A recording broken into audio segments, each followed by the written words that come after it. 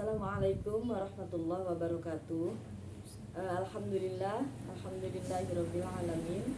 Wa bihi nasta'inu ala umuri dunya waddin.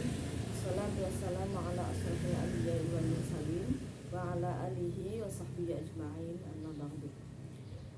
Alhamdulillah, pada kesempatan kali ini saya, Ibu Ratu, dan teman kelompok saya yaitu Pak Ahmad Thorik Ziyad akan coba mempresentasikan makalah dari mata kuliah landasan kurikulum PAI.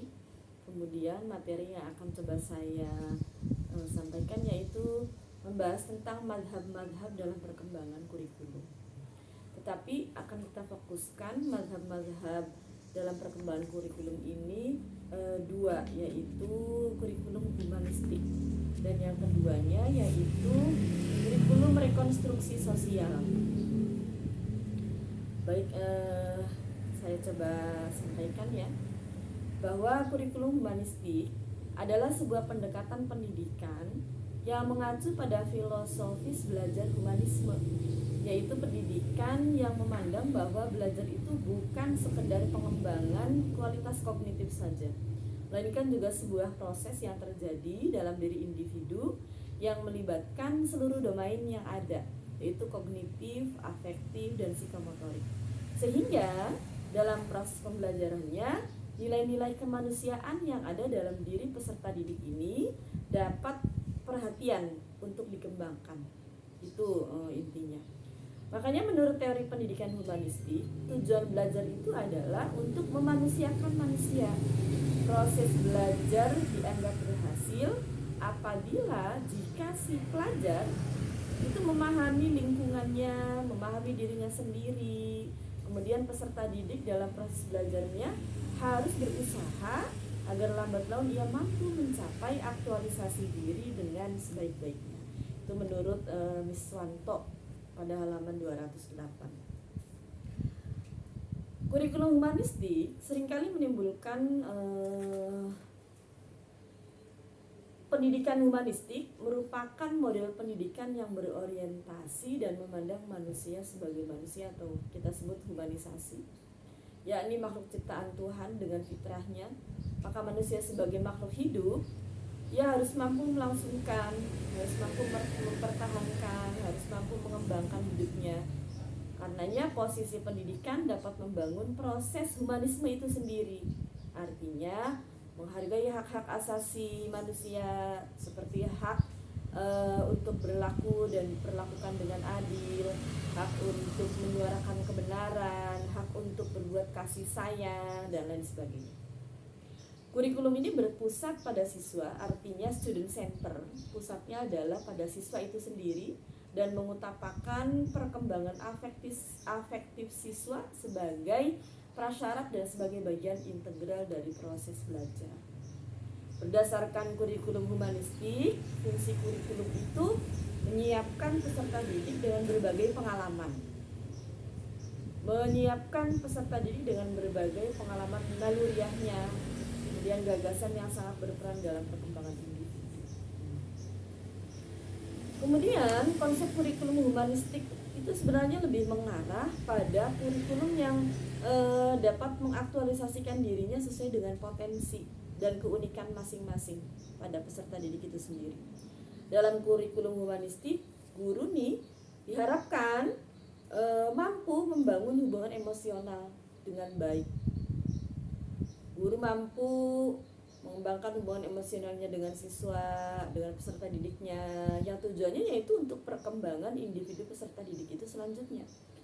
Maka pendekatan humanistik nampak terutama dalam proses interaksi dalam kelas, dalam suasana belajar, dalam cara menyajikan pembelajaran atau dalam cara menyajikan pelajarannya. Artinya bukan hanya dalam orientasi falsafahnya. Makanya guru itu diharapkan punya peran satu, mendengar pandangan realitas peserta didik secara komprehensif, menghormati individu peserta didik itu sendiri. Juga si guru dan siswa ini tampil alamiah, otentik, dan tidak dibuat-buat. Dalam pendekatan humanistik, peserta didik diajarkan untuk membedakan hasil berdasarkan maknanya. Para pendidik humanistik meyakini bahwa kesejahteraan mental dan emosional siswa itu harus dipandang sentral dalam kurikulum. Makanya teori konsep kurikulum humanistik ini sebenarnya ditekankan pada sisi psikologis anak, Prioritasnya adalah pengalaman belajar yang diarahkan pada tanggapan minat, kebutuhan, dan kemampuan anak. Lalu kemudian apa sih langkah-langkah proses pembelajaran humanistik itu? Pertama, merumuskan tujuan belajar yang jelas. Guru dan siswa ini merumuskan tujuan belajar yang jelas. Kemudian juga mengusahakan partisipasi aktif siswa melalui kontak belajar yang bersifat jelas, jujur, dan positif. Kemudian mendorong siswa untuk mengembangkan kesanggupan siswa belajar atas inisiatif sendiri, bukan karena paksaan. Kemudian juga memandang siswa untuk peka, berpikir kritis, memaknai proses pembelajaran secara mandiri. Siswa didorong untuk bebas mengemukakan pendapat, memilih pilihannya sendiri, melakukan apa yang diinginkan, dan juga menanggung resiko dari perilaku yang ditunjukkan oleh siswanya. Kemudian guru juga menerima siswa apa adanya, berusaha memahami jalan pikiran siswa, tidak menilai secara normatif, tapi juga mendorong siswa untuk bertanggung jawab atas segala risiko perbuatan atau proses belajarnya. Lalu juga guru merancang fasilitas belajar seperti lingkungan dan media pembelajarannya, membimbing siswa belajar secara aktif, membimbing siswa untuk memahami hakikat makna dan dari pengalaman belajarnya, membimbing siswa membuat konseptualisasi pengalaman belajarnya, membimbing siswa dalam mengaplikasikan konsep-konsep baru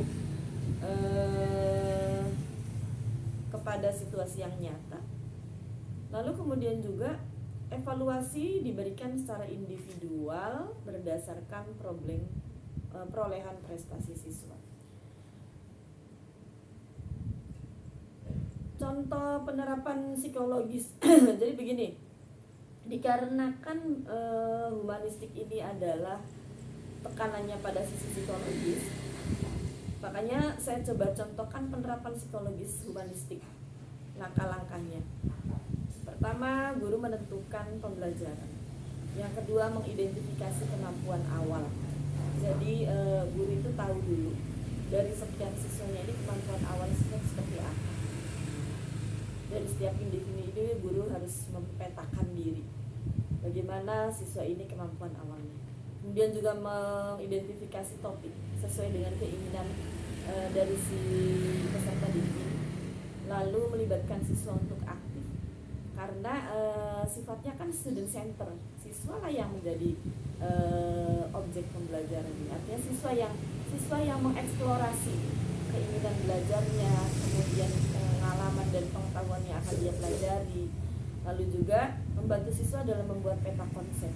Guru yang membimbing si siswa ini harus membuat peta konsep dalam belajar. Pembelajaran PAI, maka peta konsep belajar PAI itu harus seperti apa. Nah, ini fungsi guru, yaitu membantu siswa dalam membuat peta konsep.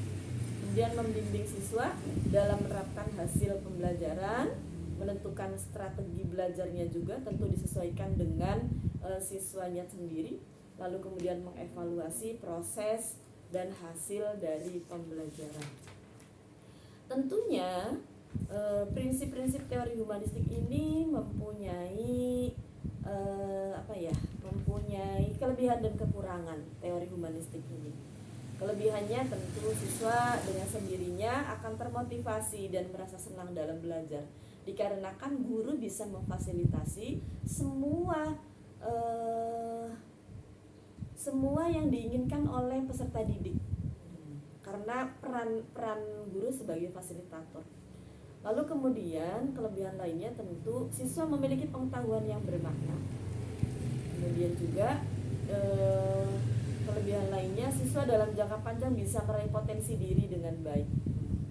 Lalu salah satu ciri kesuksesan penerapan teori belajar humanistik adalah siswa merasa termotivasi dalam belajar, karena guru sebagai fasilitator, guru sebagai mediator, dan siswanya sendiri sebagai center dari pembelajaran, maka otomatis ciri dari suksesnya penerapan teori belajar humanistik adalah siswa ini termotivasi dalam belajar. Kemudian siswa mempunyai pola pikir dan perasaan halus yang baru.